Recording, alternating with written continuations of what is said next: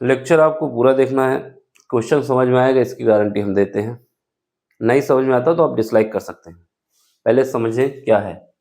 इसमें हमसे कह रहा है कि कोई वृत्त है, उस वृत्त के व्यास से जो स्पर्श रेखाएं खींची जाती हैं वो हमेशा एक दूसरे के पैरेलल होती हैं। पैरेलल होने का मतलब है समांतर होती हैं, ठीक है। अगर ये ऐसी हैं तो ये कहीं पर भी जाएं, इनकी डिस्टेंस हमेशा इक्वल रहेगी, ठीक है। ऐसे वैसे नहीं होगी, एक इनके बीच की डिस्टेंस हमेशा बराबर रहेगी, समझ गए। ये कभी एक दूसरे से नहीं मिलेंगी। अगर मिलना होगा तो अनंत में मिलेंगी, और अनंत कभी आता नहीं है, ठीक। इसका मतलब ये एक दूसरे से कभी भी मिलने वाली नहीं है। बस यही प्रूव करना है हमको, समझे। देखो सबसे पहले हमको पता होना चाहिए वृत्त। वृत्त क्या होता है, ये वृत्त है, ये हमारा सर्किल बन गया। अब इस सर्किल में व्यास कहाँ पे होता है, जो लाइन सेंटर को कट करते हुए दोनों बाउंड्रियों को टच करती है वही उसका व्यास होता है, यानी डायमीटर होता है। वो ऐसे भी हो सकता है, ऐसे भी हो सकता है, कैसे भी हो सकता है, इनफाइनाइट हो सकते हैं। लेकिन हम लोग जनरल मानते क्या है, हॉरिजॉन्टल वाले को मानते हैं। इसको मान लेंगे या फिर इसको मान लेंगे, बाकी व्यास कहीं पर भी हो सकता है। कहने का मतलब ये है कि जैसे हमारे पास ये सर्किल है, दूसरा देखो जरा, ये सर्किल है, ठीक है। तो इसका व्यास ये भी हो सकता है। बस ये लाइन सेंटर से पास होनी चाहिए और क्या है, बाउंड्री को टच करनी चाहिए। ये भी हो सकता है व्यास, ये भी हो सकता है, ये भी हो सकता है, ये भी हो सकता है, कुछ भी हो सकता है, ठीक है। बस कंडीशन क्या है कि सेंटर से पास होनी चाहिए और दोनों बाउंड्रियों को टच करनी चाहिए।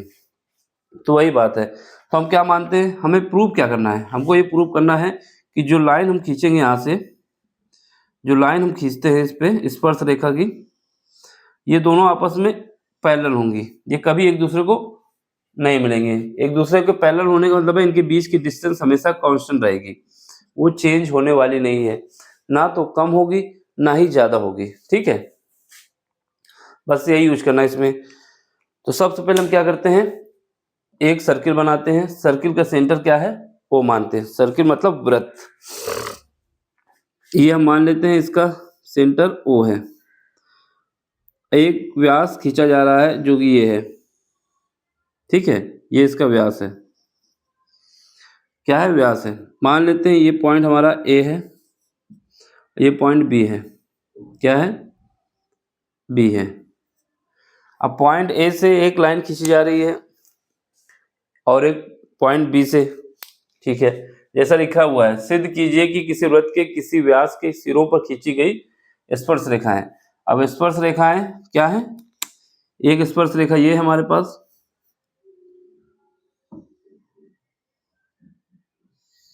ठीक है, और एक स्पर्श रेखा ये है।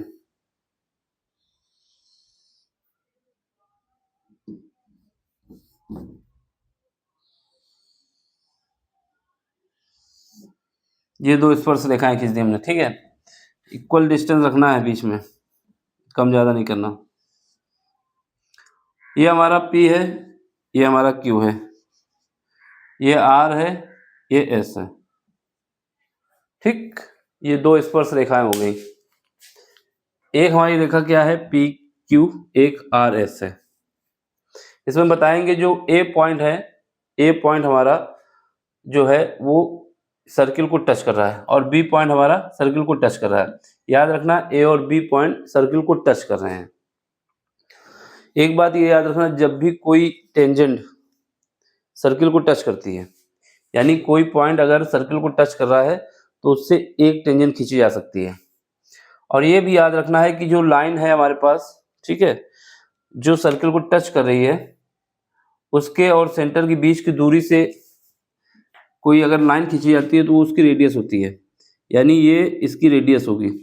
इसके अलावा क्या याद रखना है कि रेडियस हमेशा टेंजेंट के परपेंडिकुलर होती है, यानी जिस पॉइंट को ये टच कर रहा है और जो रेडियस है इनके बीच का एंगल 90 डिग्री होता है। कितना होता है, 90 डिग्री। तो एक तो ये कॉन्सेप्ट लगना है कि ये हमारा पॉइंट जो है ये टचिंग पॉइंट है, ठीक है, और ये टेंजेंट कहलाएगा। तो हम लिख देते हैं सबसे पहले उत्तर में क्या लिखेंगे, मान लेते हैं कि एक वृत्त है, माना एक वृत्त है, यही सब लिखना है। माना एक वृत्त है जिसका सेंटर कितना है, जिसका केंद्र क्या है, ओ है, जिसका केंद्र ओ है। ठीक है, अब क्या करते हैं, जिसका व्यास जो है वो ए बी है, एंड व्यास क्या है, ए बी। व्यास क्या है, ए बी। पॉइंट ए से, बिंदु ए से एक लाइन खींची जाती है, कौन सी लाइन, पी क्यू। तो लिख देना ये भी, ये सब लैंग्वेज लिखनी है। बिंदु ए से एक लाइन खींची जाती है, लाइन को हिंदी में क्या कहते हैं, रेखा। एक रेखा खींची जाती है, रेखा जो है वो है पी क्यू। एंड बिंदु, कौन सा बिंदु, बी से, बिंदु बी से एक दूसरी लाइन खींची जाती है, कौन सी है, आर एस। एक दूसरी, एक से रेखा, दूसरी रेखा, दूसरी रेखा, रेखा कौन सी है, आर एस, खींची गई। इतना हमने लिख दिया और ये डायग्राम बना दिया। अब इसके बाद क्या है, बताएंगे जो पॉइंट ए है वो पॉइंट जो ए है वो लाइन क्यू में है और वो सर्किल को टच करता है। ऐसे ही बताएंगे आर एस में एक पॉइंट बी है जो कि सर्किल को टच करता है। ठीक है, टच करने की कंडीशन में हम ये बताएंगे कि जब टेंजेंट और रेडियस आपस में मिलती हैं तो वो 90 डिग्री का एंगल बनाती हैं। तो ये 90 डिग्री हो गया। अब ये भी 90 डिग्री हो जाएगा क्योंकि लाइन जो सीधी होती है वो 180 डिग्री का एंगल बनाती हैं। लिखोगे एंगल, कौन सा angle, P A O, angle P A O. And दूसरा एंगल क्या है, angle Q A O, angle Q A O. ये जो दोनों हैं इसको इक्वल का लगा दो, एंगल पी ए ओ और एंगल क्यू ए ओ कितना है, 90 डिग्री है। ठीक, एंड और दूसरा क्या बताओगे, angle R B O and angle, ये एंगल है एंगल एस बी ओ, ये भी 90 डिग्री है।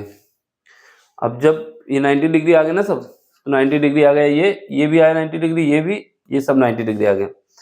बिकॉज, क्योंकि पॉइंट ए जो है वो क्या है, टेंजेंट पॉइंट है।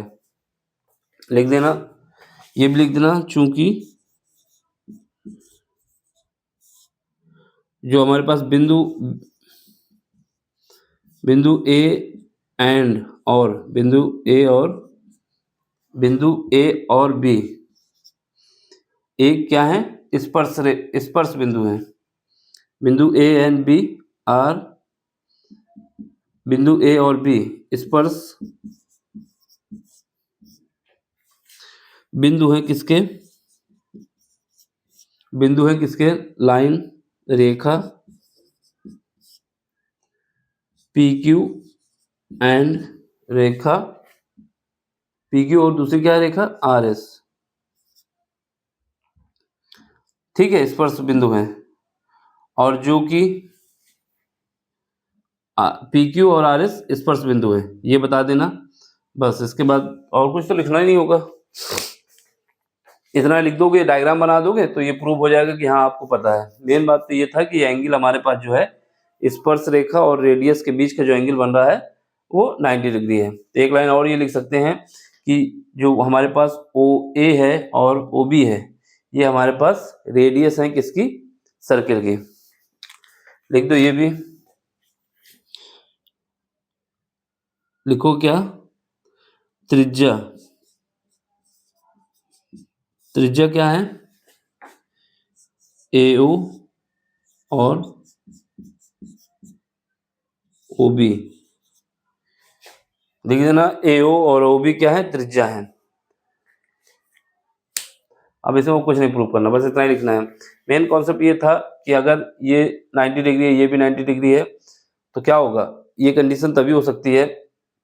अब इसकी टेंजेंट यहाँ पर भी खींचेंगे तब भी 90 डिग्री आएगी, तो डायग्राम उल्टा भी बना सकते हैं, कोई दिक्कत नहीं, तिरछा भी बना सकते हैं, बस यही कॉन्सेप्ट लगेगा कि 90 डिग्री का है। अब ये दोनों एक दूसरे के 90 डिग्री पे हैं, इसलिए हम कह सकते हैं इसलिए लाइन या रेखाएं, दिख रहा हूँ वहाँ पे, रेखाएं पी क्यू और कौन सी दूसरी रेखा है, पी क्यू और आर एस एक दूसरे के समांतर हैं, एक दूसरे के